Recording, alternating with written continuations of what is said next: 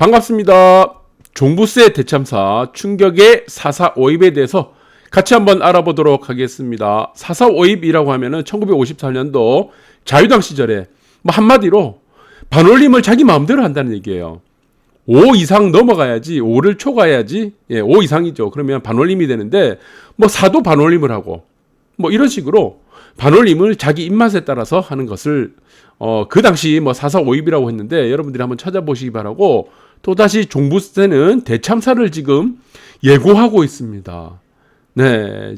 자, 여기서 지금 보시면 아시겠지만 시세가 15억 7천, 그러니까 대략 16억 정도가 되면은 70% 우리가 공시지가 시가에 대비해서 공시지가 11억에서 12억 정도가 상위 2%가 해당된다고 하죠.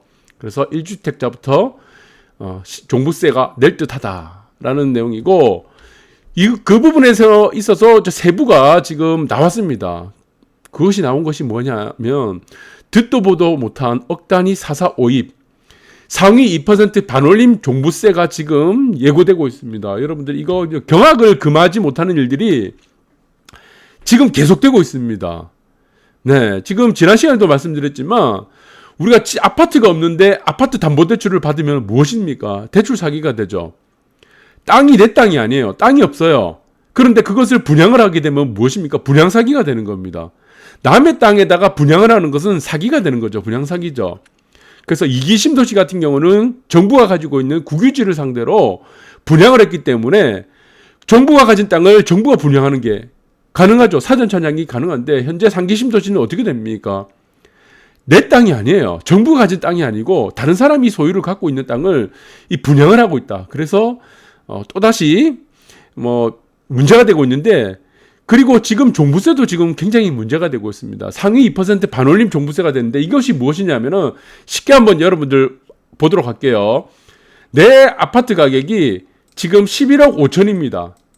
네, 11억 5천이에요. 그런데 이 11억 5천인데 지금 2% 커트라인이 딱 걸리고 있는 겁니다. 자, 2%까지 커트라인이 11억 5천이에요. 근데 내 아파트도 11억 5천이다. 그러면은 당연히 종부세를 내야 되잖아요. 2%니까. 그런데 이게 종부세를 안 내도 된다는 거죠. 왜? 11억 5천에 반올림을 하게 되면은 12억 원이 된다는 겁니다. 그러면은 어떻게 됩니까? 12억 원부터 종부세 2%에 해당되는 걸로 보기 때문에 이것은 종부세에 부과가 안 되는 거고, 그러면은 내 아파트 가격이 11억입니다. 11억 원이에요. 그런데 종부세 2%에 해당하는 범위가 어떻게 되냐면 11억 4천이 된 거예요. 11억 4천. 그러면은 11억 4천은 어떻습니까? 반올림이 안 되죠. 그럼 이건 어떻게 됩니까? 11억이 되는 겁니다, 이게. 그러면은 내 아파트는 11억도 지금 11억이 포함되기 때문에 이건 종부세를 내야 된다는 거죠. 이해가 좀 되십니까? 자, 모든 것을 1000단위를 끊어가지고 억 단위 밑으로는 다 반올림을 하자는 겁니다. 반올림을 안 되면은 끝자리를 버리자는 겁니다. 그래서 내 아파트가 11억 5천이고 2% 범위가 딱 11억 5천입니다. 그런데 끝자리 1000단위를 반올림을 시킨다고 했죠. 그러면은 이것이 반올림을 시키면 12억이 되기 때문에 12억 원까지 종부세를 내게 되고, 자, 그런데 2%가 11억 5천이 아니고 11억 4천이에요. 내 아파트 가격도 11억 4천입니다. 2%가 11억 4천이고 내 아파트 가격도 11억 4천이다. 그런데 1000단위는 반올림을 하거나 없앤다고 했죠. 여기서는 4.4.5입을 한다니까. 그럼 이건 어떻게 됩니까? 끝자리를 없애야 되죠. 5가 돼야지 위로 넘어가고 2로 넘어가고 5 밑으로는 끝자리를 없애니까 이거는 종부세 기준이 11억이 된다는 겁니다. 네. 그러면 어떻습니까? 11억 원인 사람이 11억인 사람과 11억 4천까지 있는 사람들은, 이 구간에 있는 사람들 있죠. 이 구간에 있는 사람들은 사실 2%에 해당이 안 되는 사람들입니다. 그런데 여기서 끝자리를 없애다 보니까 종부세에 해당된다는 겁니다. 네. 그래서 지금 종부세에 해당되는 구간이 11억 4천이다까지가 2%인데 내 아파트 가격은 11억이다. 아니면 11억 1천만 원이다. 네, 11억 1천. 아니면 11억 2천이다. 아니면은 11억 3천이다 하는 부분들은 2%가 안 되는 부분임에도 불구하고 끝자리를, 4라는 끝자리를 없애버리고 종부세 기준을 11억 원으로 맞추기 때문에 11억, 11억 1천만 원, 11억 2천, 11억 3천은 다 모두 종부세를 내게 만든다는 겁니다. 이 부분이 네, 복잡하죠. 자, 이 부분이 굉장히 복잡한데 우리가 복잡할 때는 인간 지표를 딱 보면 됩니다. 누구를 보면 되죠? 대한민국이 나온 희대의 부동산 천재, 부동산 투자가가 누굽니까? 네, 있습니다. 흑석 김희겸 선생이에요. 흑석 김희겸 선생은 모든 규제를 다 벗어납니다. 초인적인 인물이에요. 대한민국의 법치도 다 벗어날 수 있는 사람이에요. 그래서 오늘 보니까 김희겸 선생이 무슨 얘기를 했습니까? MBC 기자가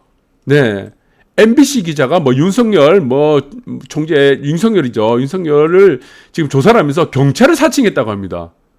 그런데 이게 언론인 출신 김희겸이 뭐라고 했습니까? 이게 불법이 아니라는 겁니다. 이게 불법이 아니라는 얘기예요. 흔히 있는 일이다. 그러니까 이 사람 앞에서는 흑석 김희겸 선생 앞에서는 모든 것이 무엇이 됩니까? 합법이 되는 거예요. 이 사람 앞에서는 법치라는 게 존재를 하지 않습니다. 자, 서민들은 단돈 1,000만 원도 대출을 못 받았고 아파트를 중고금 대출, 잔금 대출을 애를 먹이고 있는데 이분은 어떻습니까? 단돈 4천만 원을 갖고 25억짜리 상가주택을 매입했던 입지전적인 인물입니다. 그래서 저는 이 종부세 논란을 김희겸 선생을 기준으로 해서 잡아야 된다고 보고 있습니다. 자, 여기서 보시면은 대출이 안 나오는 지금 4억 원을 가지고 25억짜리 상가주택을 매입을 했죠. 특히 재개발 투자는 종합예술이다. 이분 때문에 만들어진 게 뭡니까? 대한민국에서 유일하게 불법 대출을 했잖아요. 이분 때문에 만들어진 게 무엇입니까? 자금 출처 조사가 만들어진 거예요. 예, 자금 출처 조사. 네. 서민들은 지금 대출이 안 되는데 대출이 안 돼서 억지로 끌어모았는데 자금 출처 조사를 6억에서 했다가 그 다음에 또 3억으로 했다가 그 다음에 어떻습니까? 모든 거래의 부동산 거래는 자금 출처 조사를 만든 겁니다. 이때부터가 언제부터였습니까? 김희겸 선생이 대출을 할 이후부터입니다. 이 사람이 이거 만든 거예요. 자금 출처 조사. 그래서 서민들이 2천만 원짜리 비닐하우스라든가 판자촌을 사더라도 자금 출처 조사를 써야 돼. 이 김희겸 선생 한 명 때문에. 네, 이 골치 아프죠. 그래서 저는 이 대한민국에서 모든 부동산의 바로미터, 인간지표라고 보고 있습니다. 그래서 김희겸 선생이 갭투자 규제 직후에 갭투자로 또 했죠. 희한하죠. 갭투자 하지 말라고 했는데 갭투자 혼자 했어요. 강남 아파트 샀습니다. 그래서 지금은 6억 정도 차익을 얻었다고 하는데 6억이 넘습니다. 이거 보시면은 강남에 우면동 이제 벌써 20억 된 거예요. 13억 8천에 샀잖아요. 매입가. 어떻게 샀습니까? 갭투자. 그래서 저는 이렇게 생각합니다. 우리 종부세 기준을 어렵게 생각하지 말자는 겁니다. 종부세 기준. 우리 보유세 중에 재산세 빼고 종부세 기준을 어떻게 만드는 게 가장 합리적입니까? 인간지표인 김희겸 선생을 표본으로 해서 만들자는 겁니다. 그래서 김희겸 선생보다 집값이 비싼 아파트다. 비싼 아파트면 종부세 대상으로 하고 김희겸 선생보다 진기면 선생과 집값이 같거나 김희겸 선생보다 집값이 싼 아파트는 종부세에서 제외시키자는 겁니다. 이게 가장 편합니다. 2% 계산 두들기고 무슨 4452을 하고 이것보다도 김희겸 선생 어차피 이거 종부세 안 될 거 아니에요. 이 사람 다 빠져나가는 사람인데 법치가 없는데 이 사람 앞에서는 원칙이란 게 없어요. 대출에 대한 규제가 없습니다.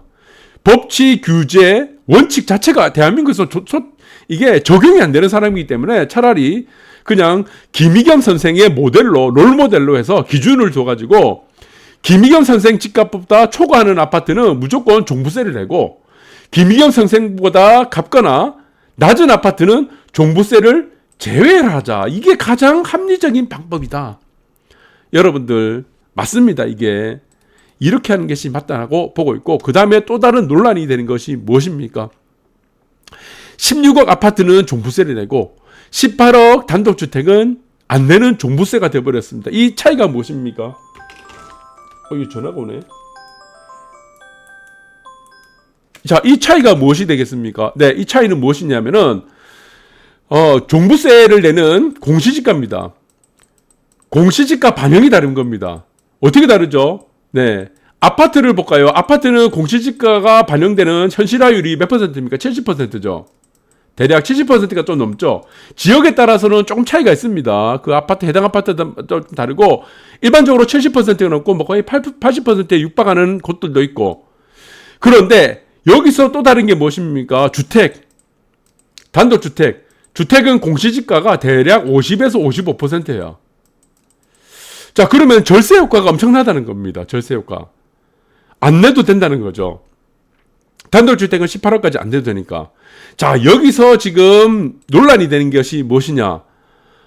또 기가 막힌 투자자가 또 등장을 한 겁니다. 누구냐입니까? 네, 박나래 씨입니다.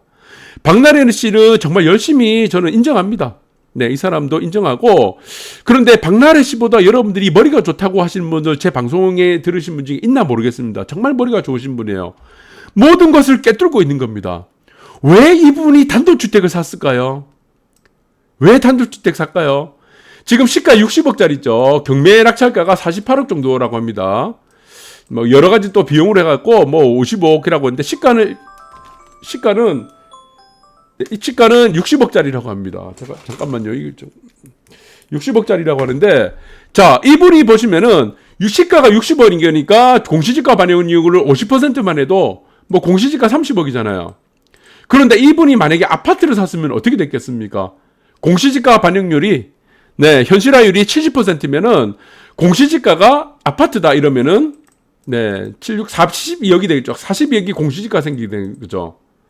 그러면 보유세 기준이 달라진 겁니다. 주택이기 때문에 공시지가가 30억이 되고, 아파트이기 때문에 같은 시가라도 42억이 되는데, 그 사이에 12억이라는 공시지가 차이가 생긴다는 겁니다. 이것이 무엇입니까? 절세 효과라는 겁니다. 박나래 씨는 알고 있다는 겁니다. 여러분들. 얼마나 대단합니까? 거기도 시세 차익을 벌써 사자마자, 낙찰이 되자마자 12억을 보게 되고, 또 12억의 절세 효과를 또 보게 되는 경우가 되는 겁니다. 천재예요, 천재.